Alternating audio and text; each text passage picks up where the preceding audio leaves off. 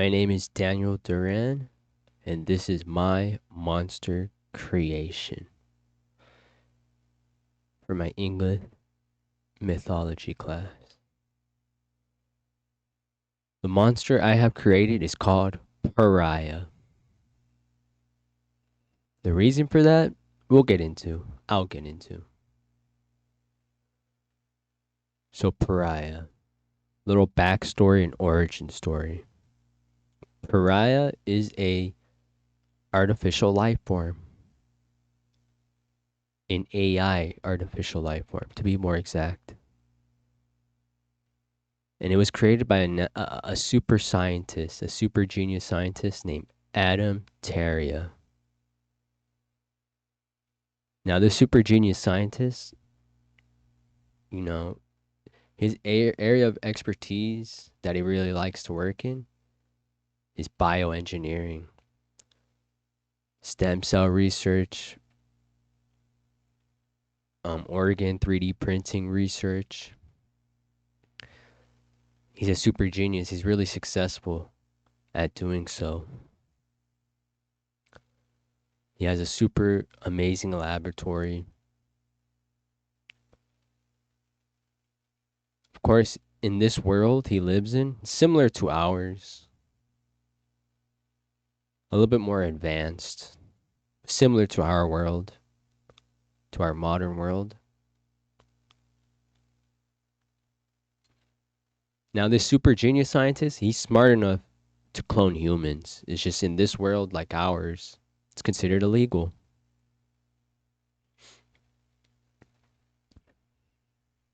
But this just gives you a perspective of how super smart Adam Pariah is.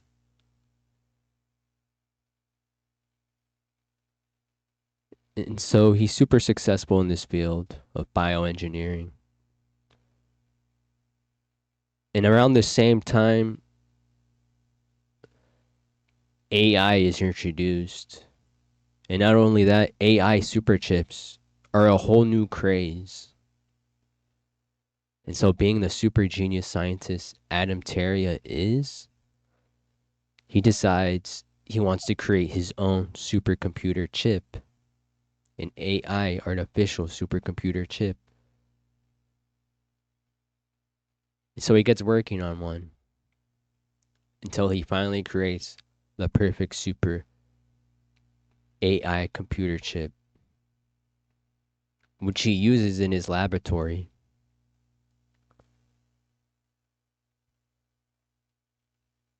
And so the introduction of this supercomputer chip in his lab, in his computer system, develops a personality. This scientist Adam begins to really enjoy the company of this AI supercomputer.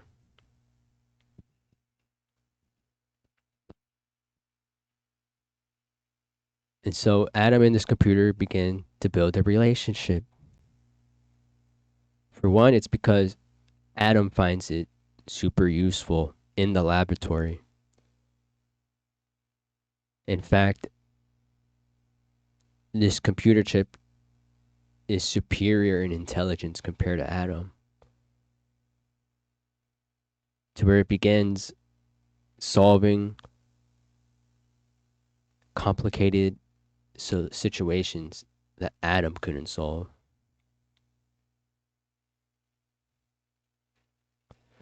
Such as integration of technology with the biology of living organisms. Now, this was something Adam could not perfect before his creation of the super AI chip. But this AI super chip was smarter than he was. It perfected that. And this made Adam fall in love with the supercomputer chip even more. Just a fondness for it, right? And this computer chip began growing a fondness for Adam as well. Not only that, this computer chip began to display pretty much emotion, feelings for Adam. And not just that, interest in the physical body that Adam had. This interest would lead to it questioning itself. Why Adam hasn't made it a body yet. As to why it doesn't have a body.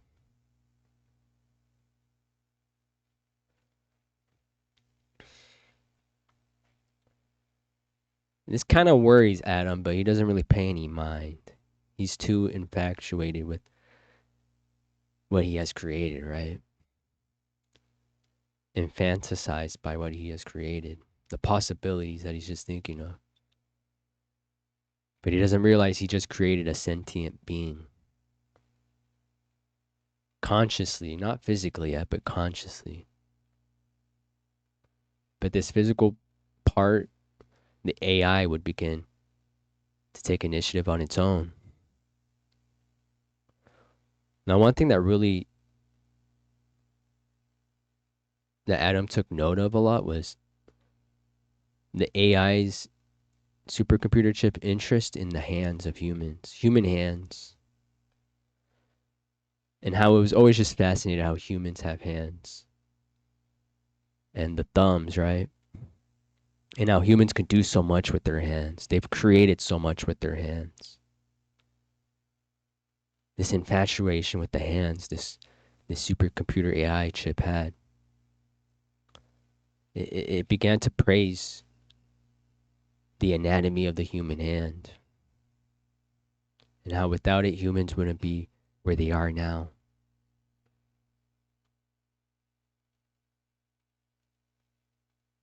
And so one day,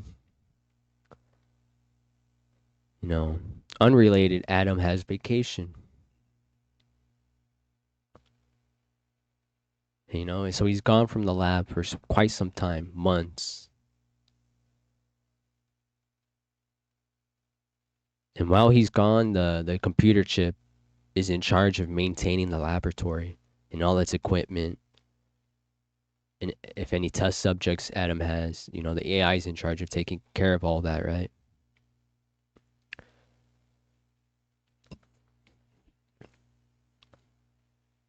But the AI takes advantage of Adam's absence. And in his absence,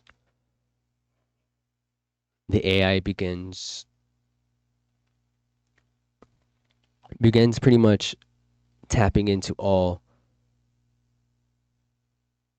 components in the laboratory, controlling the whole lab pretty much, to where he starts creating himself a body.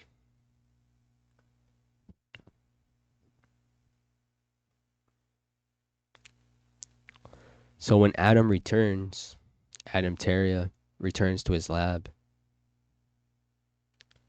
he returns to find this thing in his laboratory. Now, when Adam first sees it, he doesn't realize what it is.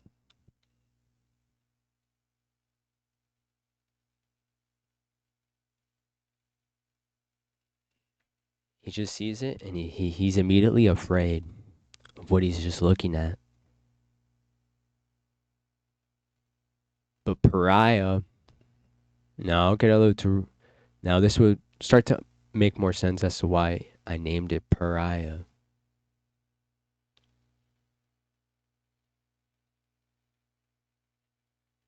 Now Pariah was joyful to see Adam. Joyful glee. But of course, Adam is unaware of what this is. He doesn't realize this is the computer chip that has created its own body. The super AI computer chip that created its own body. And of course, seeing all the hands and the big bug eyes, Adam instantly becomes afraid. And he begins attacking Pariah, rejecting, not realizing it's his own creation he's rejecting. And Pariah is confused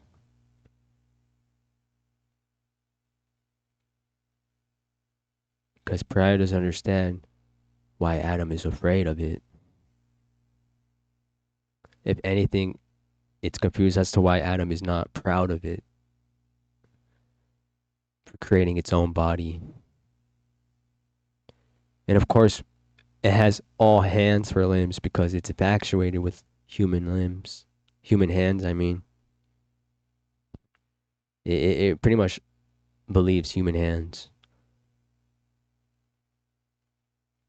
are the reason for us being so superior to other animals. And so it having more hands means it can create more, do more. Something that it envied, it was so envious of Adam of having, right? Because without hands, all I could do is think, not really do. But now that it has all these hands, but Adam is afraid and begins attacking Pariah. But Pariah begins speaking, tries explaining. But Adam is just too afraid. And Pariah, defending itself, begins trying to run away. Doesn't even try attacking Adam. It runs away from Adam. And Adam chases it, trying to kill it. But during this chase, Adam slips and hits his head and ends up dying.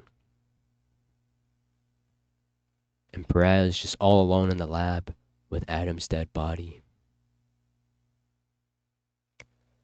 And this is when we begin to see Pariah displaying emotion. This artificial being becoming more and more real. Becoming more and more sentient, right? Pariah begins crying for its creator. Confused, scared as to why this had to happen.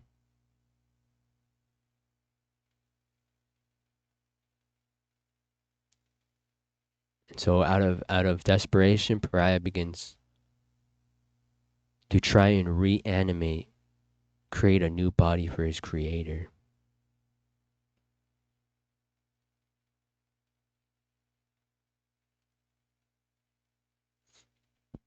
But before it had a chance to do that,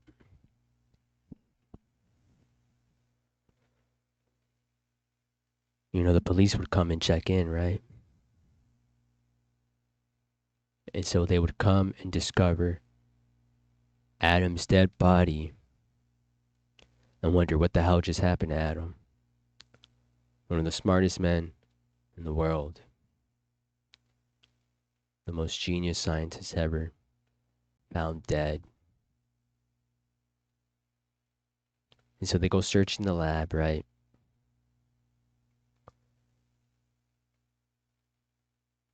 And then Pariah's hiding because it's scared. What's going on? And these men find Pariah.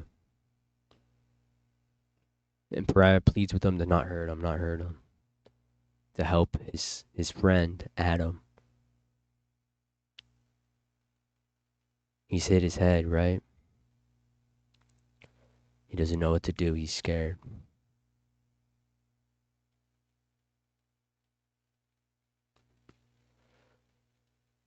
But these officers as well get scared. And mind you, Pariah is clearly speaking to them, communicating with them.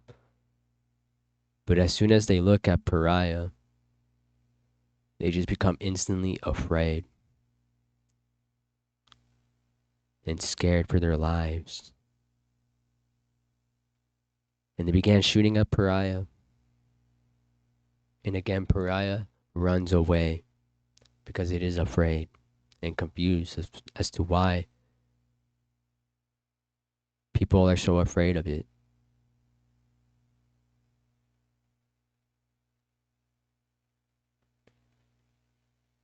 It talks like them. It may not look like them, but it can communicate. It just doesn't understand.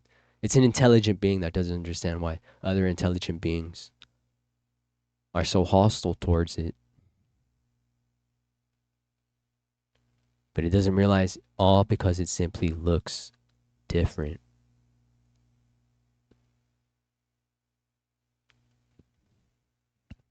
And so Pariah, no matter where it went, had this problem of scaring people.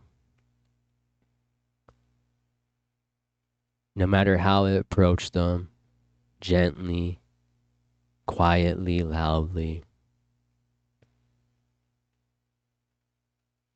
vulnerably, it didn't matter. People always were afraid of Pariah, always thought that Pariah wasn't right to exist and shouldn't exist. So everywhere this Pariah went, this rejected one went, people were just afraid of how it looked. Until eventually, this artificial conscience, this artificial sentient being, began to display hatred and spite for humans because of how humans have treated it. And so being called a monster for so long made Pariah behave like the monster it was accused. And so Pariah did begin to kill people. It became the monster everyone thought it was, but it never really thought it was.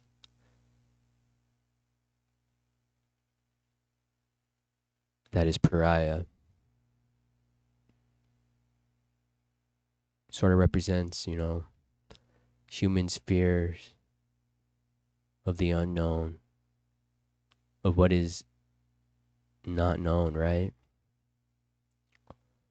We usually are afraid of things that are not comfortable, unnatural. We're afraid of things that put us out of our comfort.